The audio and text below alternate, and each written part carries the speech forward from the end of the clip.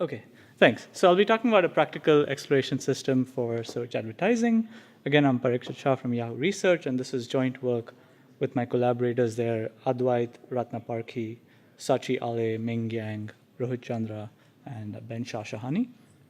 So as we know, sort of search ads are an important, very important core component of internet economics. And the usual experience is that you go to a search engine, you type in a query, you get a bunch of organic results back, and with that you get a set of ads. Now, these ads that we see are managed through online campaigns that are very carefully crafted to meet advertisers' requirements in terms of branding, marketing, ad spend, conversion rate, and so on. And there are important metrics that these advertisers actually care about. So they care about things like the PPC, the conversion rate, but they also care about even basic things like how many impressions and how many clicks these campaigns get, right? And oftentimes when there's a new product, for instance, they'll launch new campaigns. And these new campaigns have new ads which then get ingested into the system and are seen for the first time, right? So these are what we call cold ads or cold content. And cold content or item cold start is a very basic issue in content recommendation. There's a very sort of plethora of work really in terms of item cold start. One fundamental issue that arises in item cold start is the exploration-exploitation trade-off. So what this really is basically when you're trying to recommend content to users, whether it's movies or books or whatever, when you're trying to recommend content, you'll have, on the one hand, your old faithful. You'll have stuff that you understand well and that typically gives you reasonable rewards. But then you'll have this other cold content that you haven't really seen or don't understand well, but that may have hidden gems. And one important aspect is to kind of try to discover them, right? So that's basically the exploration-exploitation trade-off. And in the context of search ads, yes, this sort of exploration is important from the perspective of discovering good cold ads and also generating future revenue streams from those. But they're also important from the point of view of advertiser happiness, right? So if an advertiser has a new campaign and it's not getting impressions or clicks or not monetizing well, they're not going to be happy. So even from that perspective, sort of addressing this cold ads issue is important. It's also important from the point of view of marketplace health. So if a certain segment of your ads are not well understood, for example, you don't understand the CTRs well, it will have an impact on your marketplace in terms of PPCs. Your PPCs could be off, price per click. And just to give you a sense of, what is the scale of this problem? Are cold ads sort of 1% or 5% or some small fraction of your actual total volume of ads? Well, so this is a snapshot. So the set of ads or the pool of ads is constantly changing. But here's a snapshot on a particular day. So this is a histogram where on the x-axis I have sort of the normalized historical number of impressions, and on the y-axis of the volume of ads at that level of historical impressions. And the red line indicates a threshold below which, and I'll talk about how we kind of came up with that red line or what we define as cold ads, but everything to the left of that red line is cold ads. And you can see that this is not a small fraction. We have a reasonable, substantial volume of ads that are actually cold. So today's talk is really about sharing our experience with dealing with this cold ads and sort of devising a practical exploration system for the same. So let me tell you first up what this talk is not about. This is not about proposing a new exploration scheme or a new algorithm to do exploration. There are many nice pieces of work that actually deal with this issue. Some of the classical approaches for doing exploration include UCB or upper confidence bound. There's Thompson sampling. There are epsilon greedy methods. Somewhat more sophisticated methods that are especially relevant in the context of search ads are called contextual bandits. And I'll talk a little bit about those as well. And more recently, there's been sort of other ideas involving multi-world testing and so on. So I kind of told you what this talk is kind of not going to be about. It is, however, about some of the practical considerations that we encountered. So we wanted to test exploration in an A/B testing framework. So we have a control bucket that has no exploration. It has a test bucket which has exploration. And we wanted to focus on sort of evaluating it in an online environment. And essentially, we wanted, in terms of measurement and evaluation, there were three things that we actually cared about. The first was, after we deployed this, did we actually see exploration? Like, was it exploring ads in the way that we wanted it to? The second was there revenue impact? And the third was, were we discovering new ads that were valuable? So those were the three things that we actually cared about. So just to give you some background on related work, so exploration and exploitation has a long history. As far as I know, I think some of the initial work was by Robbins in the 50s in the context of multi-armed bandits, which have subsequently been studied extensively in the machine learning literature. And there's a vast amount of literature that I'm not even going to try to list here. So in the context of online recommendation, there's been Bandit approaches by Lee et al. For news recommendation, and also some work by Deepak Agarwal and others. There's the contextual bandit problem was introduced by Langford and Zhang in 2008, and they proposed an exploration scheme for the contextual case, and then there was subsequently an algorithm called LinUCB, which was a more sort of confidence-based approach for contextual bandits. In the context of the exploration and exploitation for search ads, there's been, I think, not that much work as far as published work as far as I'm aware of, but one nice paper that I did see was Ali et al., although some of the focus of that work was somewhat different. Okay, so I'm going to try to start getting at the precise exploration scheme. So let me first quickly tell you about the search advertising architecture. So essentially, we have a user who enters a query, and then our system returns a bunch of ads. So there's a bunch of ads, there's a bunch of cold ads, and there's a bunch of warm ads that we kind of understand well. So each ad comes with a bidded term or a bid term, which is a short text or of a bunch of phrases associated to the ad. And the first step that happens is that there's a matching algorithm that matches the query to these bid terms and sub-selects a set of ads that are candidates now. These ads get then passed on to the click model, which assigns click probabilities to each of these ads. And then these then pass on to possibly an ad quality filter that checks for the quality of the ad and relevance and so on. And then maybe filters out a further subset of the ads. And finally, these ads then go into the auction, where the expected revenue is computed for, or the expected value for each ad is computed, ranked, and then some subset of that is actually impressed on the page, right? So that's the serving architecture. And essentially, each layer here is filtering ads. And so if we want to understand what's really happening to cold ads, we should have a vision into exactly which parts are dropping ads and how. Now, one important point here is that to actually properly study this, we need special logging. So typically, what happens is that you log only the set of impressed ads. But what's very important for an experiment like this is also to log things that you did not impress. So things that were actually returned by matching, but didn't make it all the way through in the auction.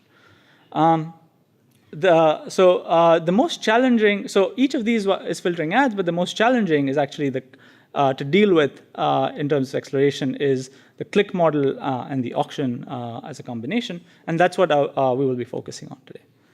So the click model is pretty standard. We have a query, an ad, and a user that forms a context. Phi of this QAU is basically a set of features that then get passed to some machine learned model, like a logistic model or a GBDT or whatever. So that gives you an estimate for the click probability of that ad, for that query, and for that user. combination. And then the auction basically computes this product of the big bid times the click probability, and then chooses a ordering of the ads, and then impresses a certain subset of those, right? So click model can essentially be thought of as a policy. Once you assign click probabilities, you have your actions, which are the subset of ads and their ordering. So the click model, so basically the auction does more than just rank the ads, it also assigns prices. And in many cases when you're running a second price auction, having accurate click probabilities is crucial. So if you have under prediction, you're artificially inflating possibly your PPCs for those ads, and it could become a persistent problem. So let's look at what our click model was doing before exploration. So in this plot, what we have is on the x-axis we have the normalized impression count for ads, and the y-axis is the error, the mean squared error in click prediction. And there are some outliers here, but essentially the trend is clear. More impressions gives you more accuracy. Okay, and this is exactly what we would hope to see. And so we have higher error for cold ads, and this is basically a property of any reasonable click model. And based on a sort of plot like this, you can essentially come up with a definition of what you would call a cold ad. So you pick an acceptable level of accuracy, and then basically ads that are sort of violate that level of accuracy, so basically would imply a level of impressions, and those would be cold ads. Okay, so now, so the first plot is sort of the MSC, but remember errors could be either over prediction or under prediction. However, the auction doesn't treat these errors in the same way, right? So if you have over prediction, you're more like these over predicted ads are more likely to win in the auction, whereas the under predicted ads are less likely to win in the auction. So there's a strong selection bias that we observed, and the idea to counter this is that we're going to actually try to boost these cold ads that are being under-predicted. So the way we want to sort of actually design it is using the multi-arm bandit framework. So again, just a quick review of multi-arm bandit. So basically we have a bunch of slot machines with arms. Each arm has unknown rewards. So each arm has random rewards with unknown mean and unknown variance. And the variation that we'll be interested in is contextual bandits, where each arm also gives you some side information. So in our case, the query and the ad features and so on. So the way you go about performing exploration is you start pulling arms and form an estimate of your expected reward and your variance. And exploration corresponds to pulling arms whose estimated expected reward is higher, whereas exploration is pulling those with high variance. And a simple algorithm that we'll be basing our approach on is UCB, which is to pull the arm with the highest expected revenue plus one standard deviation. Okay, and this is a very simple algorithm that's reasonably well grounded in theory, and we'll be using the contextual variant where this expectation uses the side information essentially. So to think of ads as bandits again, so our problem statement is we want to perform cold ad exploration, but with certain boundary conditions. We do not want to alter the auction, so we still want to sort ads by sort of some rank score, and we still want to do second price with respect to that. That said, we want to be revenue neutral. We don't want to over-explore and lose money. But at the same time, we want a demonstrable improvement on cold ads. Okay, so that's the problem statement. And so the way we address that using Bandit, so we view this as a contextual Bandit problem where the context, as I said, is the query, user, and features. Each arm is an ad, and you could have different notions of reward, like clicks could be reward, or the bid revenue, which is the sum of bid times click could be another notion of reward. And pulling an arm, ideally what we would like to do is when we pull an arm or select an ad, we would just like to impress it. But you can't actually do that without violating this first boundary condition, which is you cannot alter the auction. And so instead what we will do is boost the click probability of ads and then let it compete in the auction. So here's the precise exploration scheme. We'll do CTR boosting. So this boosted formula has this form where there's a term that corresponds to sort of the exploration and the exploitation. So this part is the estimated reward, the first term, and P times this thing is essentially a surrogate for the standard deviation. So the way this formula is derived is it's an approximation to what your standard deviation formula would look like if these were just binomial random variables, right? So we boost our click probabilities using this formula, and then we don't want to be boosting all the time, so we do this in an epsilon greedy fraction. So a certain fraction of traffic, we would actually perform exploration or do this boosting. And there's two parameters here, alpha and beta, which we have to sort of tune by doing some offline analysis. And in one sentence, the way we do this tuning is we look at historical data and we essentially try to estimate what fraction of the boosted ads would have actually won in the auction, and is that sort of something that that achieves a reasonable level of exploration that we're targeting. Okay, I would point out that this is actually doing contextual bandit kind of exploration because this boosted formula uses the estimated click probability from the click model, which is using the context vector, right? The query, ad, and user combination. Okay. The other point that I would like to mention is we have to be careful about how many ads we boost. So there are certain queries which may have hundreds of cold ads, and we can't kind of sort of flip a coin for each of these ads and decide to boost them, because what could happen is this query could be completely taken over by cold ads. So what we did to protect revenue was we said, okay, we're only going to boost a certain limited budget of ads for any session, so no more than 2 ads, for instance, will get boosted. And how do we select which ads to kind of boost? Well, we will do bid proportional sampling. And we found empirically, at least, that this had a desirable impact on revenue. So in terms of evaluation, there's multiple options. You can do offline-only evaluation, and I won't talk about that. You could also kind of do counterfactual evaluation with sort of randomized, if you had a randomized policy that was sort of picking ads randomly, you could do what's called off-policy evaluation using inverse propensity scoring. We didn't do that, and I won't be talking about that, but that is an interesting approach. Our approach was to directly try to measure the intended outcomes in the bucket. Okay. And I quickly want to mention that one of the commonly used sort of frameworks to reason about exploration is this notion of regret, which is a very valuable notion for guiding the choice of the algorithm. Algorithms with sublinear regret have this property that they are actually learning and exploring in a principled way. But actually evaluating this in a bucket experiment, we found had a lot of subtleties associated to it, and we did not evaluate regret. It was not appropriate for what we wanted to do.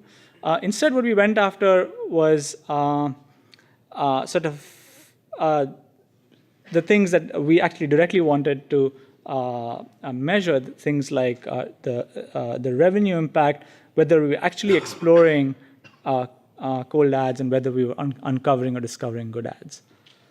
So to first measure whether we were actually learning something, whether we were actually performing exploration, we computed this plot, which we call the learning rate plot. And essentially, the way we computed this plot is as follows. So on day 0 of the experiment, we fixed a certain set of cold ads. Now remember that the pool of ads keeps changing constantly, so we need to kind of zero in on one fixed set of cold ads across both the control bucket and the test bucket. And then we tracked as a function of time how the number of impressions changed for this fixed pool of ads.